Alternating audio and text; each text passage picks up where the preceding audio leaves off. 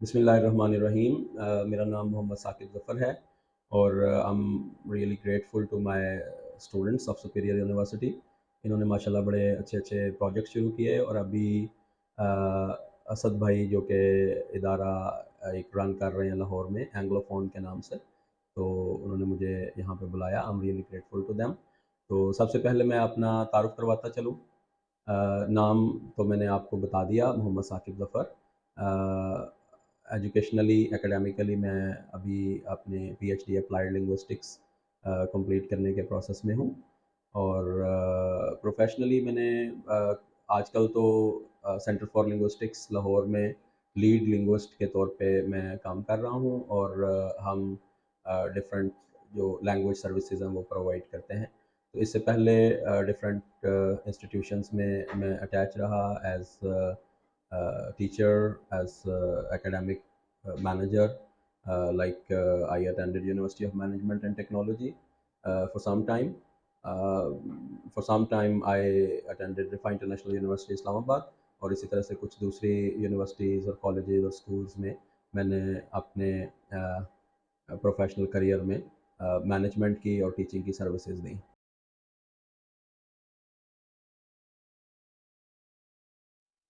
असद भाई, आपने बड़ा अच्छा क्वेश्चन किया कि कामयाबी से क्या मुराद है। असल में ना और फिर आपने अगला जो क्वेश्चन किया कि क्या सिर्फ दौलत कामयाबी का मयार है। इस सवाल को ये बहुत ज़्यादा ना ये पर्सनली डिफाइंड हैं चीज़ें। कुछ लोगों के नज़दीक यकीनन दौलत ही कामयाबी का मयार होती है, लेकिन शायद majority of the human beings के लिए ऐसा नहीं है। अ, हमें नज़र आता है कि बाज़ औक़ात दुनिया में टॉप लेवल के जो एंटरप्रेन्योर्स हैं, जो बिज़नेस पर्सन्स हैं, बाज़ औक़ात उनके घर वाले, उनके दोस्त उनसे खुश नहीं होते और बाज़ औक़ात उनकी सेहत अच्छी नहीं होती।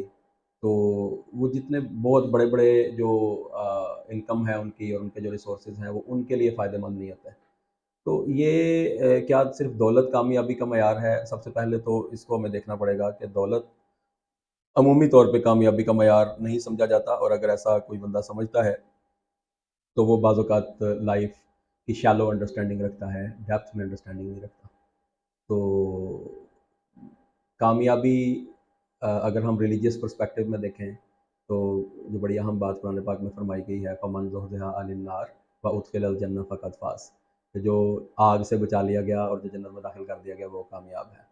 तो कामयाबी जो है ना वो दरअसल क्या है, वो ये है कि सबसे पहले बंदा एक अच्छा इंसान बन जाए, उसके इर्द-गिर्द के इंसान, उसके इर्द-गिर्द के लोग उससे खुश हों, वो उनका एक हेल्पिंग हैंड हो। और ये सारे काम वो क्यों करे? वो इसलिए करे कि अल्लाह ताला ने उसको दुनिया में भेजा, उसको पैदा किया, तो अल्लाह उससे खुश हो। तो ये जो है ना एक बहुत सारे पर्सपेक्टिव्स में से अगर ये वाला पर्सपेक्टिव लिया जाए ज़िंदगी का, तो ये शायद बंदे की ज़िंदगी एक मज़ेदार अंदाज़ में गुज़ारने में हेल्प करता है।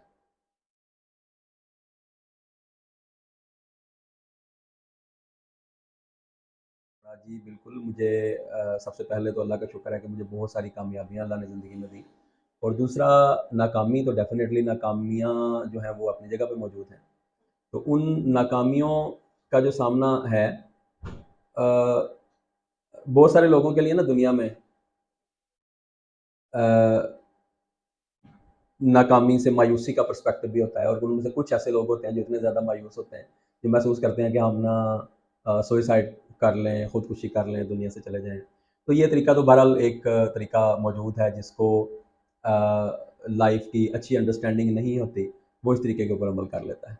अच्छा, दूसरा तरीका क्या है, ये बात हमें समझ लेनी चाहिए, जो क्लॉक की सुइयाँ हैं ना, क्लॉक की नीडल्स बहुत अच्छा हमें मैसेज देती हैं, कि जो सुई 12 पे है ना, जो इस वक्त बंदा बहुत सक्सेसफुल है, आप उसकी मिसाल ले लें कि वो जो क्लॉक की सुई है वो 12 पे है, उसने 6 पे आना है और जो 6 पे मौजूद है उसने 12 पे भी जाना है। तो अगर किसी वक्त आप ये फील करें कि आपके क्लॉक की जो सुई है वो 6 पे आ गई है और आप बड़े परेशान हैं और आपको दुनिया में हर तरफ तारीकी नज़र आ रही है, तो सब्र और हौसले से लगे रहें और इधर-उधर की चीज़ें सोचना कि अच्छा अब मैं जो है ना ज़िंदगी से बेज़ार हो के बस मेरी ज़िंदगी में तो मुसलसल खाम जो है ना फेलियर्स ही लिखे हुए हैं। इसको आप थोड़ा-सा इस अंदाज़ में देखें, सब्र से चलते जाएँ तो इंशाल्लाह एक टाइम ज़रूर आता है जब बंदा कंटीन्यूअसली मेहनत करता रहता है ना, तो एक टाइम ज़रूर आता है کہ اللہ ताला उस परेशानी को आसानी और खुशी में बदल देता है। और ये बात हमें गाइड भी की गई है ना, फ़इन्न माल उस्रि युस्रन इन्न माल उस्रि युस्रा, कि जो उसर है उसके साथ युसर भी है, जो तंगी है उसके साथ आसानी भी है। तो हमें मेरी राय ये है कि हमें ज़िंदगी में मुस्तकिल मिजाजी से जो है वो काम करते रहना चाहिए।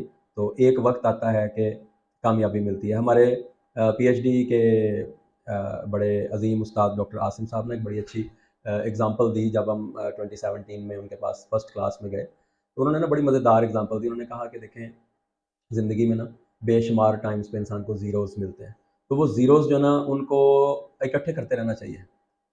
तो एक वक्त ऐसा आता है कि जब अल्लाह ताला चाहे उन 6, 7, 8, 10 ज़ीरोज़ के साथ जब भी वो चाहे तो वो उनके लेफ़्ट साइड पे 1 लगा दे। तो अगर उनके लेफ़्ट साइड पे 1 लगा देगा तो उसकी जो वैल्यू है वो मिलियंस, ट्रिलियंस उनमें चली जाएगी और वो बहुत बड़ी वैल्यू हो जाएगी। तो इसलिए ज़ीरोज़ ज़िंदगी में ज़रूर इकट्ठे करने चाहिए इस उम्मीद के साथ कि किसी भी वक्त जो है ना अल्लाह ताला उनके लेफ़्ट साइड पे 1 लगा सकता है, ये अल्लाह ताला की कुदरत है। तो मायूस नहीं होना चाहिए।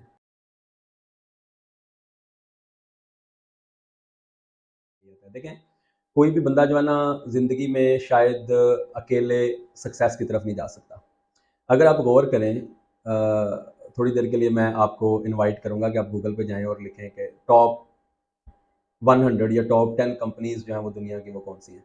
तो आपको पता चलेगा कि वो जो टॉप 10 या टॉप 100 कंपनीज़ हैं, उनमें से कोई भी अकेले बंदे की मलकियत नहीं है। वो शेयरिंग में हैं और उनके डिफरेंट जो है ना वो उनके शेयर्स हैं, उनके साथ उनके डायरेक्टर्स हैं, उनके डिफरेंट लोग हैं। तो वो ग्रुप्स जो है ना, वो हमेशा ज़्यादा तरक्की करते हैं। कहने वाले कहते हैं कि अगर आपने छोटी रेस जो है वो विन करनी है, तो फिर आप तेज़ चलें, और अगर आपने लंबी रेस विन करनी है, लंबी दौड़, लंबा सफ़र करना है, तो फिर आप ग्रुप में चलें। तो मेरे मेरी भी राय इस राय के साथ अलाइन्ड है कि हमने अगर ज़िंदगी में बड़े-बड़े टास्क अचीव करने हैं ना, तो अकेले चलना जो है वो मुनासिब नहीं होगा। मिल-जुल के चलना, नेटवर्क करना, और हम इंसान जो है ना, एक वक़्त आता है कि जब हम अकेले होते हैं ना तो हमारी इन्फिनिटी आ जाती है। और जब हम हमारे साथ लोग मिल जाते हैं तो फिर हमारी इन्फिनिटी जो है वो इंक्रीज़ हो जाती है और हम एक बड़े-बड़े काम कर सकते हैं। तो मेरी राय यही है कि ज़िंदगी में अच्छे-अच्छे कनेक्शंस ज़रूर बनाने चाहिए, नेटवर्क करना चाहिए, रिलेशनशिप्स बनाने चाहिए। ये सारे के सारे जो हैं, वो आपको सक्सेस की तरफ लेके जाते हैं। ज़िंदगी में फ़र्स्ट ऑफ़ ऑल तो मेंटर होना ज़िंदगी में, या जिसको हम उर्दू में कहते हैं कोई मुरब्बी होना आपका, ये बहुत ज़रूरी है, जो कि हम लोगों की तरबियत करे हमें। तो मेंटर क्यों ज़रूरी है? इसलिए कि नंबर 1 बात ये होती है कि हम चूँकि ऐज में बाज़ औक़ात छोटे होते हैं, हमारा उतना एक्सपीरियंस नहीं होता, तो वी नीड समवन एक्सपीरियंस्ड। वो जो एक्सपीरियंस्ड पर्सन होते हैं, वो सालों का तजुर्बा और हज़ारों पढ़ी हुई किताबें, बाज़ औक़ात यूँ महसूस होता है हमें कि हमारे जो मेंटर्स हैं, वो 4-5 किताबों का एसेंस जो है ना वो एक लाइन में बोल देते हैं, और वो एक लाइन हमारी ज़िंदगी के लिए बहुत अहमियत की हामिल हो जाती है। तो इसीलिए कहने वाले कहते हैं कि हज़ार किताबें पढ़ना एक तरफ, और ज़िंदगी में आप 1 मिनट या 1 दिन एक डिलिजेंट टीचर के साथ गुज़ार लें, एक अच्छे टीचर के साथ 1 दिन गुज़ार लें, तो वो एक तरफ, और हज़ार किताबों का मुतालिया एक तरफ। तो ये बहुत ज़रूरी है कि हम अपने लिए जो है वो मेंटर्स देखें, अच्छे-अच्छे टीचर्स देखें, हम उनसे सीखें, और ये सीखने का अमल जो है ना, ये कोई ऐज स्पेसिफ़िक नहीं है, ये सारी उम्र जारी रहना चाहिए। तो तब ही ये ज़िंदगी की अलामत है। जब सीखने का अमल ख़त्म हो जाए और जब मेंटोर्स से जो है वो तरबियत लेने का अमल ख़त्म हो जाए, तो हमें ये महसूस करना चाहिए कि बस अब हमारी ज़िंदगी जो है ना वो ख़त्म हो गई है। तो टिल द लास्ट ब्रेथ हमें सीखना चाहिए।